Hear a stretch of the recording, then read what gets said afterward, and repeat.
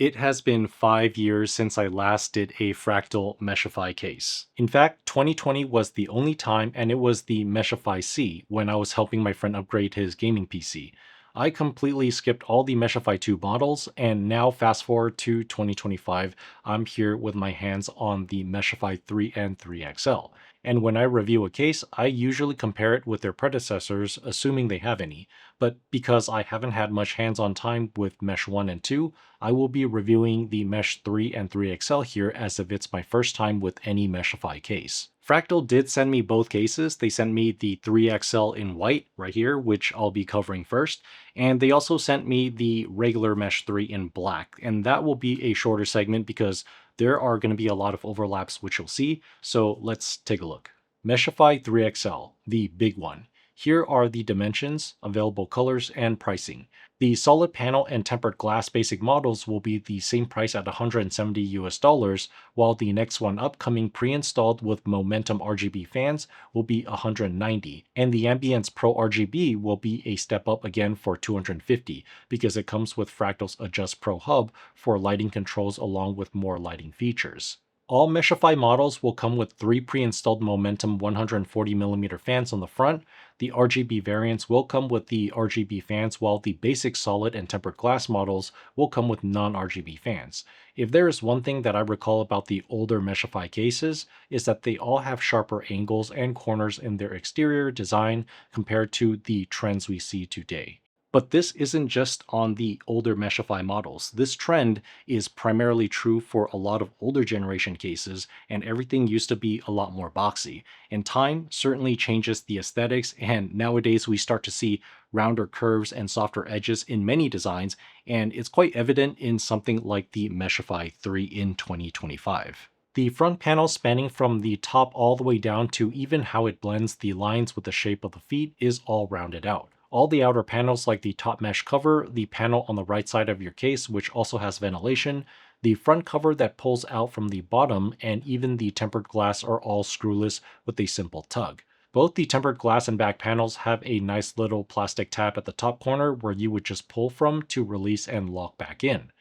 The white models will also have a non-tinted tempered glass, while the black ones will have just a very slight tint, but not by much. Now, after the top mesh cover has been removed, we get access to the top panel for cooling hardware, and this panel can also be removed via 2 thumb screws on one side and then lifted up, which does allow you to assemble your top mounted hardware more easily. The other reason why you might want that top panel removable is, let's say you are trying to reach for your cable management up and behind those top fans and radiator after your motherboard has been installed, which is most of the time. Depending on how thick your radiator and fans are, getting your fingers behind there might be pretty tight, so taking that whole top panel off can make things easier. I'd say this was a good move from Fractal. And while we're up on the top panel, your front I/O is here with a power button, 2 USB-A ports, a 20G USB-C, and a 3.5 audio jack. Also, a quick thanks to my rep at Asus for always getting me what I need in my reviews. He did send me this X870A gaming Wi-Fi board for me to use in this video and the final build. The motherboard tray does allow up to eATX as well as SSI formats, but it also cannot do back connect motherboards. Not allowing back connect motherboards does sort of put Fractal Design a little behind in 2025, but at the same time, not really, because conventional motherboards are still more popular and have way more options. There are 7 PCIe slots in the rear, and it's also got a removable plastic vanity cover behind it. To the right of the motherboard placement, there's also another vanity cover for all the side cables like 24-pin, front I/O USB, SATA, and anything else you would route through this path. This cover is also adjustable via 2 thumb screws in the back. By default, the cover is placed for an ATX system, but you can slide it over, allowing for a wider eATX setup, or you can just not use it at all by removing it completely. I also found that if you slide it over for an eATX board, the cover can only be secured with the 1 top thumb screw in the back, but typically the tension from the 24-pin cable should be enough to hold it still. However, if you have a motherboard like the Asus X870 Extreme with 90-degree headers, your cables won't be able to hold that cover in place. Another thing is that depending on the flexibility of your cables, primarily the 24 pin, it might be a bit tight to curve that around. Cables like the thin braided out of the box ones from the Asus Tough Gaming PSU are quite flexible, so they wrap around no problem. However, something like CableMod's ModFlex cables are quite stiff, so you won't be able to do a perfect wrap and you may have to go up or down an angle. And these are supposed to be CableMod's more flexible paracord sleeving too. But I don't think this is a big deal because your tower, for the most part, is going to sit still. It's not going to be moving, so it's not like that cover is going to be swinging or moving around once you set it in place. GPU max clearance is 512mm, which will fit any graphics card on the market right now. And the CPU cooler max height will be 182mm, which should fit something as big as a Noctua NHD15 just fine. The top side of the PSU chamber has ventilation as well as the bottom of the case, which also has a removable dust filter. On the bottom front end of the chamber, there's an air guide plastic piece that pretty much directs airflow from the front intake fans up into the components, primarily your GPU. This piece is also removable via one thumb screw in the corner down here. Additionally, there is an optional 120 mounting spot at the bottom, which would most likely be used for a pump and reservoir unit, and right next to it would be a drain port pass-through if you wanted to use that. On the backside, there are two removable drive trays. Each can hold a single 3.5-inch hard drive or two 2.5-inch SSDs, with an additional SSD spot in the PSU chamber, giving a total of 2 hard drives or 5 SSDs. As for PSU clearance, up to 230mm of space while giving plenty of room for cables. The cable routing channels are also pretty neat. You have these plastic clips where you pinch and hold to pull out and back in. And this device would be the Adjust Pro hub for controlling your fans and RGB. It supports 4 output channels in USB-C, up to 16 ARGB Gen 2 devices, 4 per channel, and up to a maximum of 400 LEDs in total on all 4 channels combined. It is powered by a SATA cable on one end, one 4-pin PWM connector that would just go into any fan header on your motherboard, and an internal USB connector also into your motherboard. Using the hub also does not require software like many other controllers. Fractal has created a web-based app to access your customizations, and here you also do not need an account, username, or password at all to use it. When you make your changes, the settings automatically get saved onto your device until you revisit the website again to change them. And remember to disable Windows Dynamic Lighting in order to use the Fractal app to customize your Meshify case lighting. Now let's talk about fans and radiator clearances. As mentioned earlier, the case comes with 3 140s on the front, and you can detach the mounting bracket by removing 2 screws on the top. If you want to use 120s, all you have to do is flip each of the 2 brackets over, install your fans, and secure it back onto the front panel. The side fan mount by default is covered up, and you can remove this piece via 4 screws in the back. Naturally, this spot only allows 140 fans, but there is a middle bracket on a bracket that allows you to fix a 120, as in just one single 120 device, like a fan. If you want triple 120s here, you have to mount them on a radiator first, and then attach the radiator in the back onto the bracket. Something else I noticed is that the 4 screws that fix the 120 bracket onto the main bracket will straight tear into your radiator. The screws are a bit too long and will dig right into your hardware, and the unfortunate thing is you have to screw all of them in all the way to tighten them onto the bracket.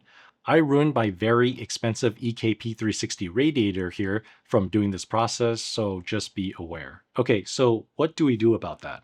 Well, there are 2 solutions. One is you can replace those screws with shorter screws. So the US version, like the one I have here, they use 6x32 threads. I don't know about other SKUs in other regions. They might be using metric, perhaps an M3 or an M4, but you'll have to check for yourself.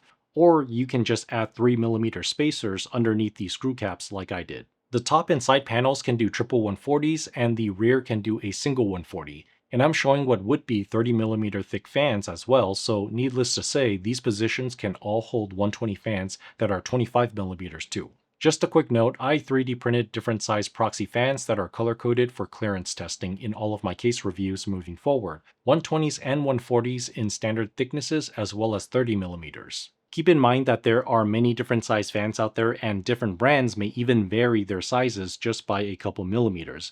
I don't have every fan out there, so I think using the same standard common size unbranded proxy pieces that I have here will also help me establish some sort of consistency in all of my case reviews.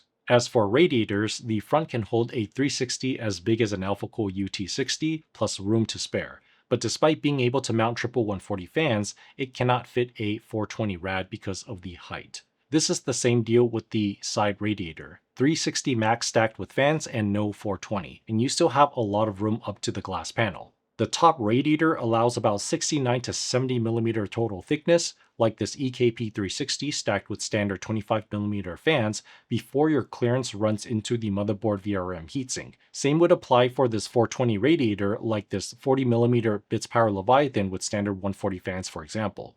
The rear can do a single 140 rad even from EK, which typically runs a bit wider and longer than other water cooling hardware brands. Even the terminal and ports oriented at the bottom clear the GPU's backplate line. When doing multi-radiator setups, if you plan for a front or side mounted rad, my recommendation is to choose one of them. Keep in mind how big your GPU is for the clearance, as well as your radiators and fans on the adjacent panels running into each other and how tight the terminal fittings are to reach. And you also have to save space for your pump res unit, typically in the front half of the case where you're mounting it onto the radiator or down in that bottom dedicated spot in the Mesh 3XL unit, or you can go with a flat pump res unit in the rear panel. So here is what I did with my final build. This system revolves around an AMD 9800X3D and RTX 4090 Strix from ASUS, going with dual 360 radiators, one on top and one on the side, as well as a dual loop with both EK FLT pump res units mounted on the side radiator. Blue for the GPU and orange for the CPU. Also, shout out to Titan Rig for sponsoring this project. In fact, they are my sponsor for most of my water cooling projects like this, so please check them out if you are ever shopping for any custom loop hardware. Overall, I think the Mesh 3XL has pretty solid internal layout, minus that 120 side bracket that ripped into my radiator. But definitely not a bad case given the solutions I mentioned. It looks good on the outside, it has a lot of space, and I would say 8 out of 10. Basically -1 point for the lack of back-connect motherboards in 2025 and -1 point for the screws on that side radiator bracket. Okay, one more thing I want to talk about before I move into the regular Mesh 3 segment, which will be a lot shorter because there are a lot of overlaps with the XL. So I want to talk about the mods that I did for this case to help clean it up a bit and also give some sort of functional purpose too. First is the 120 spot down here. Since I didn't plan to use it, I just made a small block that covers up the holes to give it a cleaner look. This cover can easily be secured via a double-sided tape or screwed on from underneath. Very simple. The next piece would be the front panel fan grill. Since I didn't use a front radiator here, you'll see the backside of the intake fans, which isn't that appealing to look at. So this fan grill just covers that up from a pretty wide viewing angle through the glass panel, and it's secured via just the 4 corner screws on your fans. All I did was undo the 2 top and bottom screws of the first and third fans and installed it like so. I also made channels on one side of the fan grill to accommodate all the fan screws in between, since the cap of the screws do sit a bit higher, as well as channels for the PWM wires that would come off the sides of the fans. And yes, I made a 360 version along with the 420 as well. When 3D printing this out, like most people with consumer grade printers at home, it's not big enough to do this whole piece in one, so I had to splice 2 pieces and glue them together, so in my example here, it will look pretty rough. But I'm just trying to get the proof of concept across in this video. If I wanted to, I could have just outsourced it to a commercial shop with a larger printer and do it in one piece. But this piece also isn't just exclusive to the Mesh 3 or 3XL case. It can work with many other cases because essentially it's really just a 360 or 420 fan grill. And perhaps at some point I would get this CNC'd out of aluminum or brass and do it for a project that needs to go all out, for example, like a display build at CES or Computex. The third piece of mod is a pair of identical twin brackets allowing 3 120 fans to be mounted without a radiator. I personally didn't use it for this build, but just in case if there was ever a need or want for running 3 120s here. And the last one is this additional cover that helps cover all the wires coming from devices mounted onto the side bracket, such as my fans and pump res units. It just screws onto the farthest right standoff points for an SSI motherboard. Of course, that means this piece would only work if you're not using an SSI motherboard. Now, with all the cases that I work on now, if I do any sort of mods for them, I will be uploading the files onto my website for download and maybe purchase, but for like a very, very cheap price because I did spend a good amount of time designing them. But anyways, let's talk about the Mesh 3. Here are the prices in the US market. It's got the same variants as the 3XL, but about $30 cheaper on each one, except it also has a white tempered glass model without RGB, which is something the XL does not have. So we're looking at 7 SKUs for the regular versus 6 on the XL. Dimensions, almost the same height as the XL, but just a few millimeters shorter. It's slightly smaller and shorter in length and width because of that side panel mount on the XL, which you will not get in the regular. It's got the same removable top panel via 2 thumb screws. No back connect motherboard support, same front I/O ports, comes with 3 pre-installed 140 momentum fans, 7 PCIe slots with the plastic cover in the back, and the same removable air guide piece down in the bottom chamber. But the air guide piece on the regular Mesh 3 can only be removed when the front panel fan bracket is lifted, because the screw that holds it in place is underneath all that.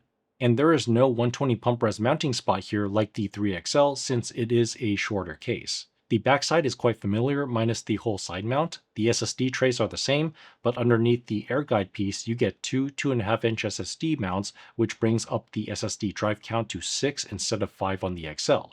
Same cable management clips along the column here, same sliding cable cover next to that motherboard. PSU clearance is 180mm max compared to the 230 on the XL. 349mm on the GPU max clearance, which means it cannot fit some of the big boy cards like an Astro 5080 or 5090, or even the Strix 4080 and 4090s, since all of those come in at 358mm. 174mm on the CPU cooler height, so just like the XL, beefy coolers like the D15 from Noctua will fit. The motherboard tray does support EATX up to 277mm, which is like most EATX boards if I'm not mistaken, but it cannot support SSI boards like the XL. As for cooling, aside from the pre-installed 140s on the front, the Mesh 3 can do 2 120s or 140s up top and a single 120 in the back if you're just going all air. Radiators. A 280 max will work up top giving about 60mm stack clearance, and the rear can do a single 120 rad even from a bigger and wider model like EK. Front radiator can mount a 280 or a 360, but only up to 30mm thickness. If you want to go with a thicker radiator, you'll have to remove that side cable cover on the motherboard tray to clear up some more room.